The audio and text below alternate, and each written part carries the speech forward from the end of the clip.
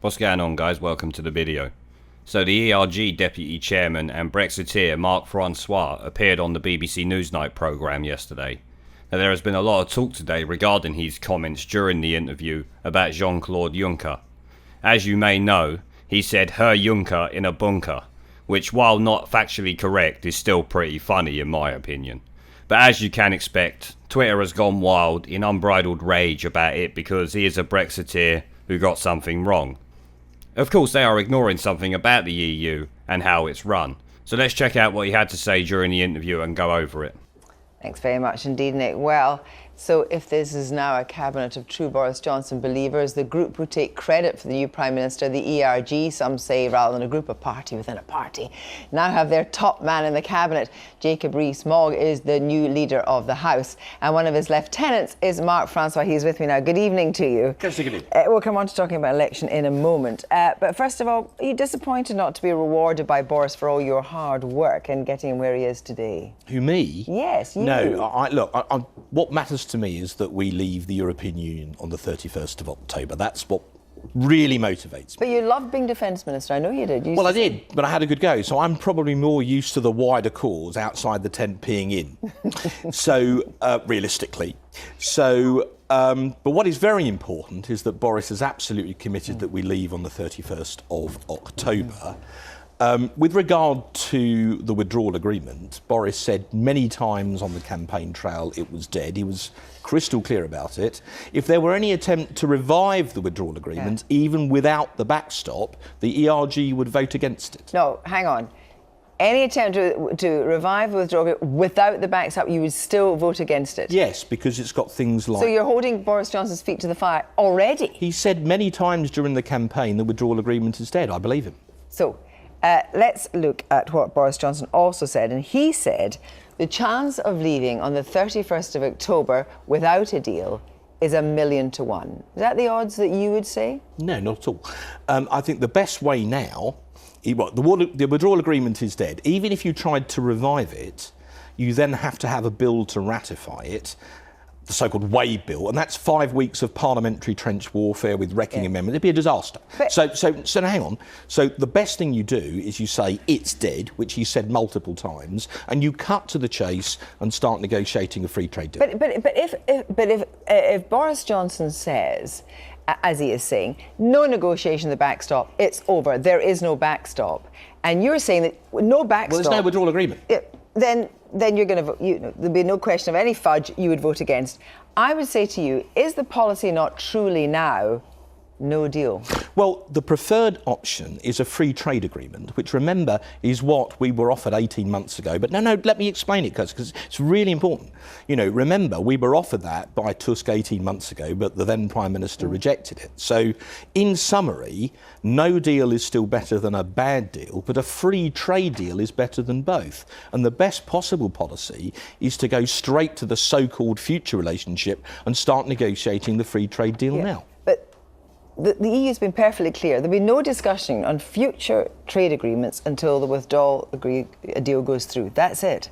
Well, that might be their choice, but I believe they'll blink. So, in essence, the default policy will just simply have to be no deal. Well, I think we should aim enthusiastically for a free trade agreement, but if they don't want to negotiate one in time, then yes, we should leave on WTO terms. Now, we know that Boris Johnson, he's not made people in Cabinet take an oath, but their loyalty is to Boris Johnson, whatever he says goes.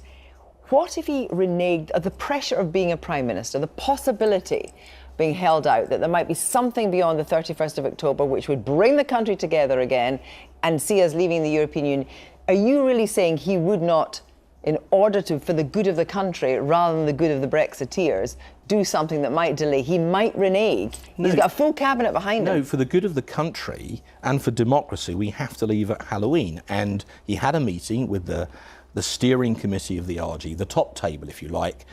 Now, hang on, we put him through his paces for an hour, and at the end of it, I'm the one who said, Boris, are you saying, and everybody sort of went like that if you become the Prime Minister, we leave Halloween, come hell or high water? And he said unequivocally yes. I believe him. So you heard Mark Francois state there the ERG won't accept the withdrawal agreement, even if it did not include the backstop, because as Boris said, the withdrawal agreement is dead. Mark reiterated that point even when the host tries to interrupt him, and states you go for a free trade deal or WTO Brexit. The host asks if the Tory party policy now is to go for no deal Brexit, which prompts Mark to once again tell her they are going for a free trade deal. Did she not listen the first few times he said that?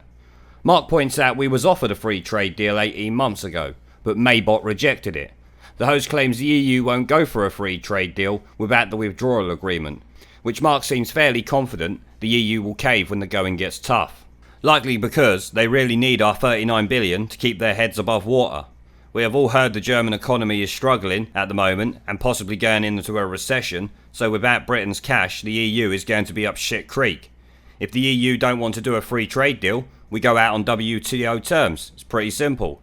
The BBC host asked if Boris might backtrack on his hardline stance to leave by Halloween, if there was a possible deal to be had by delaying Brexit. Of course, this Ramonin host wants Boris to do a Theresa May and go for an extension to prevent Brexit happening because she thinks a Corbyn government could get power after that. Obviously not realising that if Boris Johnson goes back on his promise to leave by the end of October, that ain't gonna stop Brexit, and neither is it gonna give the keys of number 10 to Jeremy Corbyn. It will hand the keys of number 10 to Nigel Farage and the Brexit Party, because Tory and Labour Brexiteers will see them as the only hope left for democracy. That would also be the end of the Conservative Party as a political force, for at least 10 years, if not more. Boris now has no choice but to get Brexit done on the 31st of October. Mark points that out to her. For the sake of democracy, Brexit must happen by the end of October. By the end of that clip there, you can see the ERG would have Boris Johnson's balls for breakfast if he tries to go back on this promise. Let's check out the next clip. But,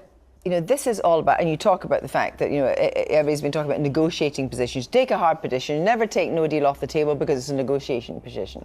So therefore, why can't the EU be exactly the same? So the EU says that there's absolutely nothing that will change. You're not going to have anything beyond... Well, forgive me, Herr Juncker in the bunker would say that, wouldn't he? Look, in Parliament... He would say, Boris Johnson, the dude, would say that too. Well, the EU for 3 years have been rolling us over because we never really argued back.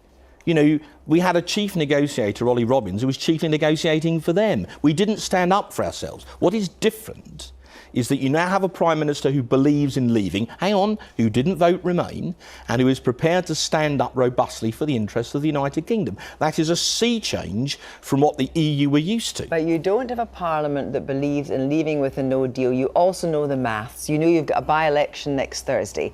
The distinct possibility, won't get as far as the 31st of October.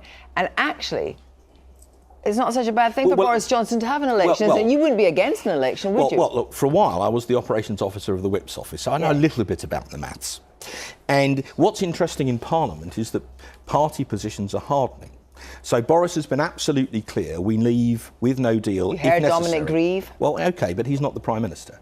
Now, we've now got Jeremy Corbyn, who said today very clearly Labour, if there was a second referendum, would vote for Remain. They're now a Remain party.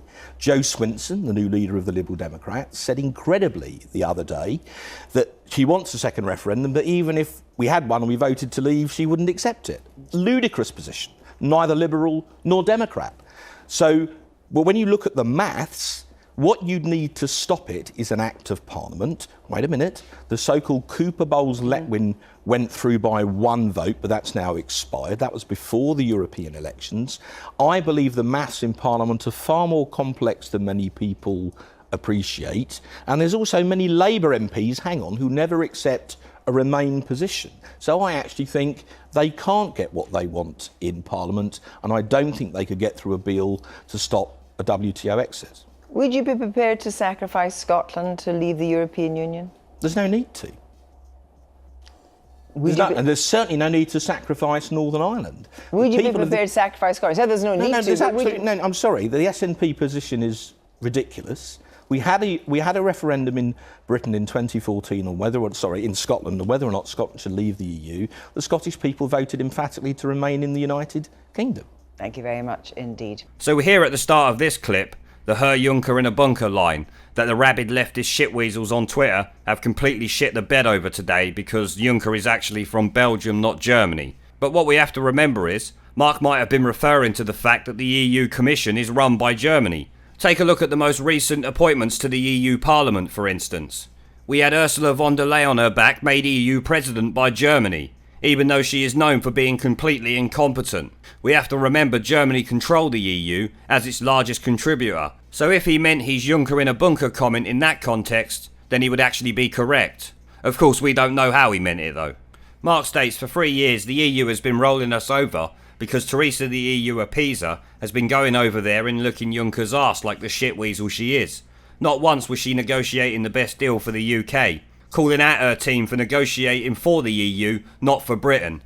Now we have a PM who believes in leaving and is prepared to stand up for the UK. Mark calls out Jo Swinson's complete hypocrisy the other day regarding an interview she did where she said she would not accept the result of another referendum if it said to leave again, making her neither liberal nor Democrat, which we have all been saying for years. She is the diversity choice of the woke liberal undemocrats. She would wipe her ass with the second result if it said leave, as she does with the first. This commie cumbucket is like Stalin in a skirt, without the power of course. This dopey bimp will never be the leader of anything, more than a merry little band of losers called the Lib Dems. I reckon I've actually got more chance of becoming PM than Jo Swinson, if I'm honest, and I have zero chance. We end that clip calling out the SNP for its ridiculous nonsense, as I have done many times. Ian Blackford is always talking shit these days, is the gift that keeps on giving. So as I said, the internet has gone wild about Mark Francois' comments because Juncker is not from Germany, he's from Belgium, like it's really a big deal. Even David the race-baiting fuckpig Lammy decided to chime in, claiming the hard right has taken over the government. All of this came about 24 hours after calling Boris Johnson's cabinet one of the most right-wing cabinets, when it's actually the most diverse cabinet ever seen by a long distance. Of course, we all know Lammy doesn't give a fuck about facts. Everyone is a far-right racist if they disagree with him. Personally, I thought what Mark said was pretty funny. I wouldn't consider it offensive, even if it's not factually correct. So I'm going to end the video there, guys. Let me know what you think down in the comments section below. Remember to like, subscribe and share this video as it helps the channel a lot, and I will see you all in the next one.